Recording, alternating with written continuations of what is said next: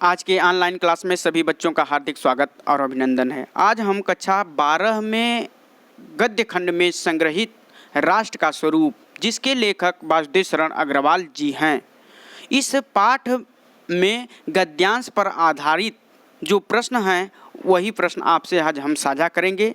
इससे पूर्व के वीडियो में भी गद्यांश पर आधारित प्रश्न आपसे साझा किए जा चुके हैं, क्योंकि यह जो गद्यांश पर आधारित प्रश्न है परीक्षा की दृष्टि से अत्यंत महत्वपूर्ण है।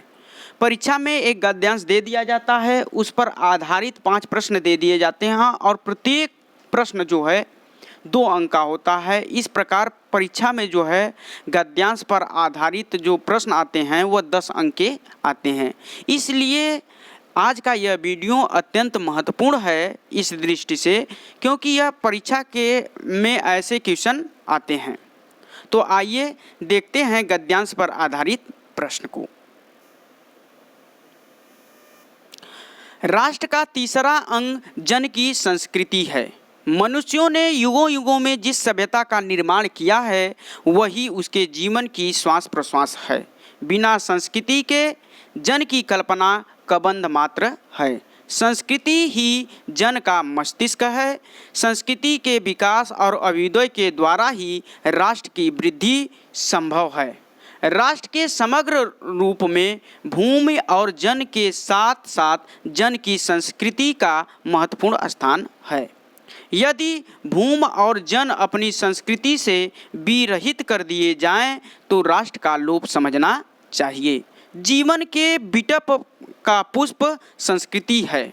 संस्कृति के सौंदर्य और सौरभ में ही राष्ट्रीय जन के जीवन का सौंदर्य यश अंतर्निहित है। ज्ञान और कर्म दोनों के पारस्परिक प्रकाश की संज्ञा संस्कृति है। उपयुक्त गद्यांश को पढ़कर निम्नलिखित प्रश्नों का उत्तर दीजिए। जो इस पर आधारित प्रश्न ये दिए गए हैं, जब हम इस गद्यांश को ध्यानपूर्वक पढ़ेंगे, इसके बारे में समझेंगे, तब जाकर इन प्रश्नों का उत्तर हम आसानी से दे सकते हैं। तो सबसे पहले इसमें जो पहला इसमें प्रश्न है उसको देखेंगे कि उपयुक्त गद्यांश के पाठ और लेखक का नाम लिखिए। तो पाठ का नाम हो जाएगा राष्ट्र का स्वरूप और लेखक का नाम हो जाएगा वासुदेव शरण अग्रवाल। तो पहला हमारा क्वेश्चन हो गया कि पाठ का नाम लिखेंगे राष्ट्र का स्वरूप, लेखक का नाम होगा वासुदेव शरण अग्रवाल। यह पहचानने के लिए जो है आपको जो है पाठ को पढ़ना अनिवार्य है। जब तक आप पाठ को नहीं पढ़ेंगे तब तक आप नहीं पहचान सकते हैं कि यह किस पाठ से लिया गया है। जो पहले हम संदर्भ लिखते थे वही संदर्भ यहाँ देना होता है। दूसरा प्रश्न है रेखांकित अंश की व्याख्या कीजिए। तो सबसे पहले हम रेखांकित अंश को पढ़ेंगे, फिर उसकी व्याख्या को देखेंगे। बिना संस्कृति के जन की कल्पना कबंध मात्र है। संस्कृति ही जन का मस्तिष्क है। संस्कृति के विकास और अभ्युदय के द्वारा ही राष्ट्र की वृद्धि संभव है। इसमें जो है लेखक वासुदेव शरण अग्रवाल जी कहते हैं कि वास्तव में संस्कृति मनुष्य का मस्तिष्क है और मनुष्य के जीवन में मस्तिष्क का सर्वाधिक महत्वपूर्ण अंग है। जो मस्तिष्क होता है वो मनुष्य के शरीर का और मनुष्य के जीवन का सबसे महत्वपूर्ण अंग है, क्योंकि मानव शरीर का संचालन और नियंत्रण जो है उसी मस्तिष्क से होता है। जिस प्रकार से मस्तिष्क से रहित धड़ को व्यक्ति नहीं कहा जा सकता, अर्थात मस्तिष्क के बिना मनुष्य की कल्पना नहीं की जा सकती, उसी प्रकार संस्कृति के बिना मानव जीवन की कल्पना नहीं की जा सकती है। इसीलिए संस्कृति के विकास और उसकी उन्नत में ही किसी राष्ट्र का विकास, उन्नत और समृद्धि निहित होती है। यह हो गई रेखांकित अंश की व्याख्या। अब देखेंगे इसमें तीसरा जो इस पर क्वेश्चन है। तीसरा क्वेश्चन है राष्ट्र के समग्र रूप में भूमि और जन के साथ साथ किसका महत्वपूर्ण स्थान होता है। तो देखिए पहले ही आपको जब यह पाठ के बारे में बताया गया था कि राष्ट्र का जो स्वरूप है यह 3 तत्वों से मिलकर बनता है। पहला इसमें जो अनिवार्य 3 तत्व हैं, पहला भूमि होना चाहिए और उस भूमि पर रहने वाले लोग यानी जन होने चाहिए, और उस पर रहने वाले लोगों की एक संस्कृति होनी चाहिए। तीनों के सम्मिलन से ही राष्ट्र का निर्माण होता है। तो इसमें प्रश्न जो पूछा जा रहा है कि राष्ट्र के समग्र रूप में भूमि और जन के साथ साथ किसका महत्वपूर्ण स्थान है, तो भूमि और जन के साथ संस्कृति का जो है महत्वपूर्ण स्थान है। क्योंकि भूमि हो और उस पर रहने वाले लोग हों लेकिन उनकी कोई संस्कृति न हो, उनकी कोई सभ्यता न हो, तो निश्चित रूप से हम राष्ट्र की कल्पना नहीं कर सकते हैं। तो यह तीसरा क्वेश्चन भी हम देख लिए। अब देखेंगे चौथा, 4 नंबर, कब राष्ट्र का लोप समझना चाहिए। कह रहा है कि कब राष्ट्र का लोप समझना चाहिए। जब हम इसको पढ़ेंगे तो इसमें हम आसानी से इस प्रश्न का उत्तर ढूंढ सकते हैं। यहाँ पर लिखा गया है कि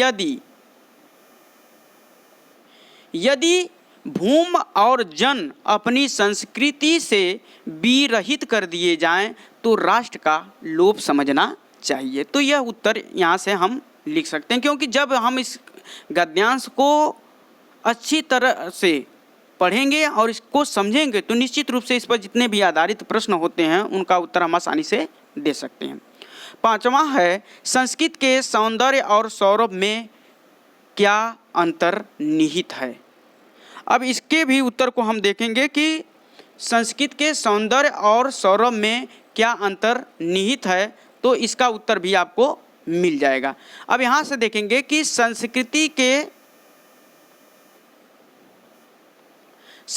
के सौंदर्य और सौरभ में ही राष्ट्रीय जन के जीवन का सौंदर्य और यश अंतर निहित है। तो इसका भी उत्तर यहीं से मिल गया कि संस्कृति के सौंदर्य और सौरभ में ही राष्ट्रीय जन के जीवन का सौंदर्य और यश ही अंतर निहित होता है। तो इस प्रकार जो है इस पर जो आधारित 5 प्रश्न थे उन 5 प्रश्नों के उत्तर को हम देखें तो इस प्रकार परीक्षा में पूछा जाता है।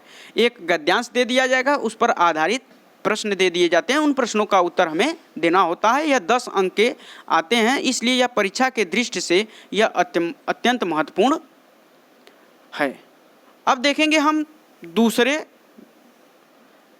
गद्यांश को और उस पर आधारित प्रश्न को।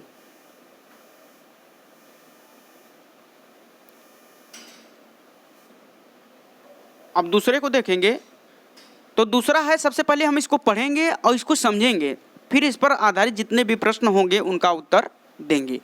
साहित्य, कला, नृत्य, गीत, आमोद प्रमोद अनेक रूपों में राष्ट्रीय जन अपने अपने मानसिक भावों को प्रकट करते हैं। आत्मा का जो विश्वव्यापी आनंद भाव है वह इन विविध रूपों में साकार होता है। यद्यपि बाह्य रूप की दृष्टि से संस्कृति के यह बाहरी लक्षण अनेक दिखाई पड़ते हैं, किंतु आंतरिक आनंद की दृष्टि से उसमें एक सूत्रता है। जो व्यक्ति सहृदय है अर्थात जिसके पास हृदय है वह प्रत्येक संस्कृति के आनंद पक्ष को क्या करता है, स्वीकार करता है और उससे आनंदित होता है। इस प्रकार की उदार भावना ही विविध जनों से बने हुए राष्ट्र के लिए स्वास्थ्यकर है। उपयुक्त गद्यांश को पढ़कर निम्नलिखित प्रश्नों का उत्तर दीजिए। अब इसमें जो है पहला प्रश्न हम देखेंगे तो पहला है उपयुक्त गद्यांश के पाठ और लेखक का नाम लिखिए। तो जब हम गद्यांश पढ़ते हैं तो गद्यांश को जब पढ़ते हैं तो यह पता चल जाता है कि यह किस पाठ से लिया गया है। तो इसमें पाठ का नाम होगा राष्ट्र का स्वरूप। पाठ का जो नाम होगा वह होगा राष्ट्र का स्वरूप। यह जो है राष्ट्र के स्वरूप नामक पाठ से लिया गया है। अब इसमें देखेंगे लेखक का नाम। तो लेखक का नाम होगा वासुदेव शरण अग्रवाल। वासुदेव शरण अग्रवाल। तो इसके जो लेखक हैं वासुदेव शरण अग्रवाल हैं। तो पहले प्रश्न का जो हमारा उत्तर हो गया, पाठ का नाम हो गया राष्ट्र का स्वरूप और लेखक का नाम होगा वासुदेव शरण अग्रवाल। अब दूसरे प्रश्न को हम देखेंगे, रेखांकित अंश की व्याख्या कीजिए। तो रेखांकित अंश को सबसे पहले हम देखेंगे कि क्या है? साहित्य, कला, नृत्य, गीत, आमोद प्रमोद अनेक रूपों में राष्ट्रीय जन अपने अपने मानसिक भावों को प्रकट करते हैं। आत्मा का जो विश्वव्यापी आनंद भाव है वह इन विविध रूपों में साकार होता है। इसी की हमें व्याख्या करनी है। तो इसके व्याख्या को देखेंगे तो वासुदेव शरण अग्रवाल जी कहते हैं कि एक ही राष्ट्र के भीतर अनेकानेक उपसंस्कृतियाँ फलती फूलती हैं। कहते हैं कि एक राष्ट्र होता है और उस राष्ट्र में संस्कृति एक नहीं होती है, इस पर रहने वाले जो लोग हैं उनकी अलग अलग संस्कृतियाँ होती हैं। तो एक राष्ट्र में इस प्रकार अनेकानेक संस्कृतियों का निर्माण होता है या फलती फूलती हैं। इन संस्कृतियों के अनुयायी नाना प्रकार के आमोद प्रमोदों में अपने हृदय के उल्लास को प्रकट करते हैं। करें कि इस पर जितने भी संस्कृति के रहने वाले लोग हैं वह या उनके अनुयायी हैं वह अपने अपने संस्कृतियों का आनंद उठाते हैं। साहित्य, कला, नृत्य, गीत इत्यादि संस्कृत के विविध अंग हैं। कह रहा है कि प्रत्येक जो संस्कृति होती है उसका साहित्य अलग होता है, उसकी कला अलग होती है, उसका नृत्य अलग होता है, उसकी गीत अलग होती है, उसके आमोद प्रमोद अलग अलग होते हैं। जैसे उदाहरण के लिए हम समझेंगे, जैसे हम उत्तर प्रदेश में हैं तो उत्तर प्रदेश की संस्कृति अलग है, यहाँ का नृत्य अलग है, यहाँ की गीत अलग है, यहाँ की कला क्या है अलग है। यदि हम दूसरे प्रदेश राजस्थान में चले जाएं तो वहाँ की साहित्य, कला, नृत्य, गीत क्या है अलग अलग मिलेंगे। तो यह वहाँ की क्या है संस्कृति है।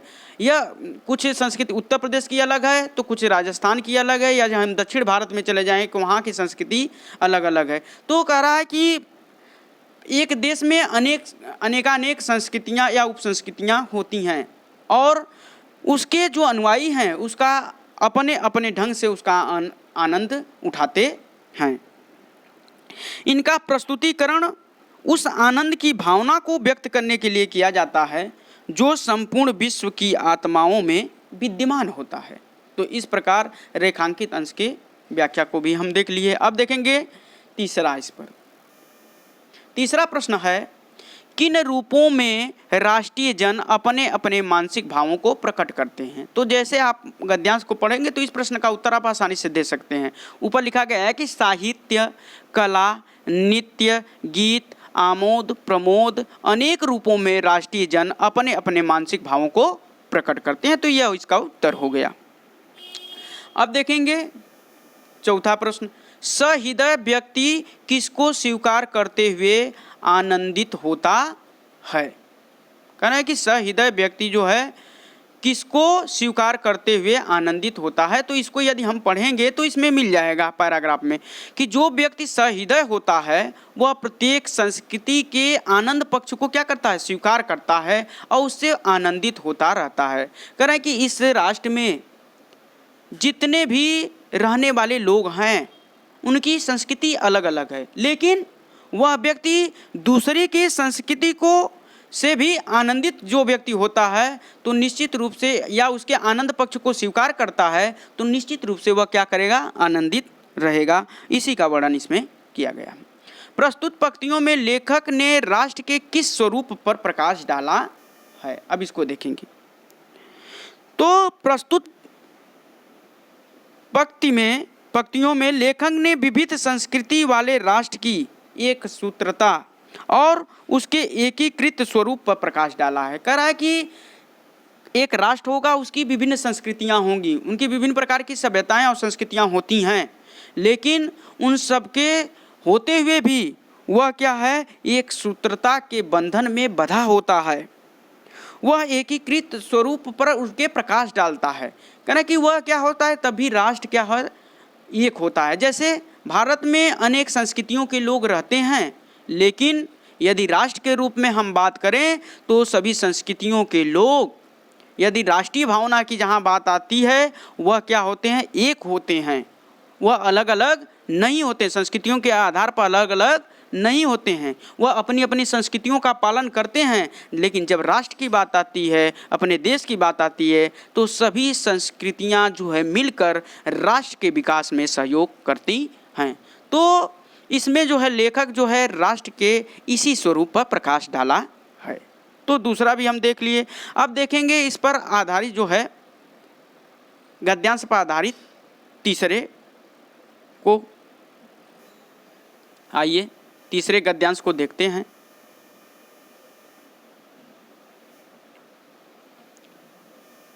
तीसरा गद्यांश क्या है, सबसे पहले हम इसको पढ़ेंगे। पूर्वजों ने चरित्र और धर्म विज्ञान, साहित्य, कला और संस्कृति के क्षेत्र में जो कुछ भी पराक्रम किया, उस सारे विस्तार को हम गौरव के साथ धारण करते हैं और उसके तेज को अपने भावी जीवन में साक्षात देखना चाहते हैं। यही राष्ट्र संवर्धन का स्वाभाविक प्रकार है, जहाँ अतीत वर्तमान के लिए भार रूप नहीं है, जहाँ भूत वर्तमान को जकड़कर नहीं रखना चाहता वरन अपने वरदान से पुष्ट करके उसे आगे बढ़ाना चाहता है, उस राष्ट्र का हम स्वागत करते हैं। उपयुक्त गद्यांश को पढ़कर निम्नलिखित प्रश्नों का उत्तर दीजिए। तो पहला है इसमें प्रश्न कि उपयुक्त गद्यांश के पाठ और लेखक का नाम लिखिए। तो यदि आप पाठ को पढ़े रहेंगे तो निश्चित रूप से आप पहचान जाएंगे कि यह किस पाठ से लिया गया। तो पाठ का नाम हो जाएगा राष्ट्र का स्वरूप और लेखक का नाम होगा वासुदेव शरण अग्रवाल। तो पहला हो गया। दूसरा देखेंगे, रेखांकित अंश की व्याख्या कीजिए। रेखांकित अंश की व्याख्या कीजिए। तो रेखांकित अंश क्या है इसमें? पूर्वजों ने चरित्र और धर्म विज्ञान, साहित्य, कला और संस्कृति के क्षेत्र में जो कुछ भी पराक्रम किया है, उस सारे विस्तार को हम गौरव के साथ धारण करते हैं और उसके तेज को अपने भावी जीवन में साक्षात देखना चाहते हैं। तो आइए इसकी व्याख्या को देखते हैं। वासुदेव शरण अग्रवाल जी कहते हैं कि हमारे पूर्वजों ने धर्म, विज्ञान, साहित्य, कला और संस्कृति के क्षेत्र में महान सफलताएं प्राप्त की थी। हम उनकी उपलब्धियों पर गौरव का अनुभव करते हैं। करें कि हमारे जो पूर्वज थे वह चाहे साहित्य के क्षेत्र में रहा हो, चाहे कला के क्षेत्र में रहा हो, चाहे धर्म के क्षेत्र में रहा हो, चाहे विज्ञान के क्षेत्र में रहा हो, चाहे संस्कृति के क्षेत्र में रहा हो, कह रहा है कि उन्होंने अनेक प्रकार की सफलताओं को प्राप्त किया और उन्होंने जो उपलब्धियां प्राप्त की उस पर गौरव का हम अनुभव करते हैं। हम गौरवान्वित होते हैं कि हमारे पूर्वजों ने ऐसे जो है कार्य किए। उन्होंने जो महान कार्य किए हम उन्हें अपने जीवन में अपनाना चाहते हैं और अपनाना चाहिए भी। करें कि हमारे पूर्वज आज तक जो कार्य किए हैं उसको जो है अपने जीवन में अपनाना चाहिए। हमें इसमें गौरव की अनुभूति भी होनी चाहिए कि हमारे पूर्वजों ने हमारे लिए इस सभ्यता का निर्माण किया है, हमारे इस संस्कृति का निर्माण किया है, विज्ञान के क्षेत्र में यह कार्य किया है। तो उन चीज़ों को है जो है अनुभूतपूर्वक उसे जो है हमें अपनाना चाहिए और उनके किए गए महान कार्यों का अनुसरण भी करना चाहिए। अपने पुरखों के महान आदर्शों को, जो हमारे पूर्वज हैं उनके महान आदर्शों को अपने जीवन में उतारने से निश्चित रूप से हमारा जो जीवन होगा वह सफल होगा और महान बनेगा। राष्ट्र की प्रगति और समृद्धि का स्वाभाविक तरीका यही है कि ऐसा करने से ही राष्ट्र की उन्नति संभव है। कह रहा है कि यदि हम ऐसा करते हैं तो निश्चित रूप से राष्ट्र का विकास होगा। यदि हम अपने पूर्वजों द्वारा किए गए कार्यों को, जो अच्छे कार्य किए गए हैं, उनको हम नहीं देखते हैं और उन्हें हम क्या करते हैं, इग्नोर कर देते हैं, तो निश्चित रूप से है हम अपने राष्ट्र का जो है संवर्धन नहीं कर सकते हैं। तो इस प्रकार रेखांकित अंश की व्याख्या को भी हम देख लिया। अब देखेंगे तीसरा क्वेश्चन इस पर। पूर्वजों ने किन किन उपलब्धियों को हम गौरव के साथ धारण करते हैं? पूर्वजों की किन उपलब्धियों को हम गौरव के साथ धारण करते हैं, इस प्रश्न के उत्तर को देखेंगे। तो पूर्वजों ने चरित्र और धर्म, विज्ञान, साहित्य, कला और संस्कृति के क्षेत्र में जो कुछ भी उपलब्धियां की हैं उनको हम गौरव के साथ धारण करते हैं। आपका जब पैराग्राफ पढ़ेंगे तो इसी में यह उत्तर मिल जाएगा कि पूर्वजों की किन उपलब्धियों को हम गौरव के साथ धारण करते हैं। तो पढ़ेंगे कि पूर्वजों ने चरित्र और धर्म, विज्ञान, साहित्य, कला और संस्कृति के क्षेत्र में जो कुछ भी पराक्रम किया, जो कुछ भी हासिल उन्होंने किया, उस सारे विस्तार को हम गौरव के साथ जो है अपने जीवन में क्या करते हैं, धारण करते हैं। यही जो तीसरे क्वेश्चन का आंसर हो गया। अब देखेंगे चौथा, किस राष्ट्र का हम स्वागत करते हैं।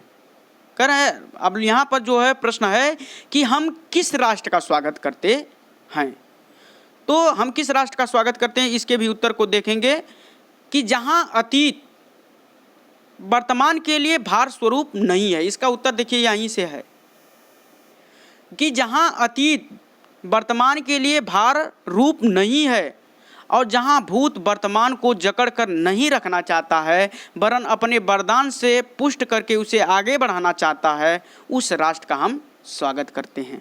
कह रहा है कि जहाँ अतीत जो है वर्तमान को बाधित न करे और न ही भूत जो है वर्तमान को जकड़ कर अपने में रखना चाहिए। यानी कि जो वर्तमान में चल रहा है कुछ हम अपने अतीत से भी सीख सकते हैं और उस अतीत से उस ज्ञान को लेते हुए अपने वर्तमान को आगे बढ़ा सकते हैं। ऐसा नहीं है कि हम जो है अपने वर्तमान में सारे अतीत को लेकर चलने लगे तो निश्चित रूप से हमारा वर्तमान जो है भार रूप हो जाता है और उस वर्तमान को हम सही तरीके से या सही ढंग से जी नहीं सकते हैं। इसलिए जो है वर्तमान में अतीत उतना ही सहयोग करना चाहिए, इतना ही सम्मिलित होना चाहिए कि जैसे हमारा जीवन जो है आसानी रूप से आगे बढ़ सके और भूत को भी वर्तमान को जकड़कर नहीं रखना चाहिए।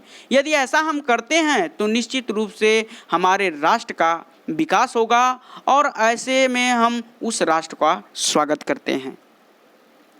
और लास्ट प्रश्न इस पर है, प्रस्तुत गद्यांश का आशय स्पष्ट कीजिए।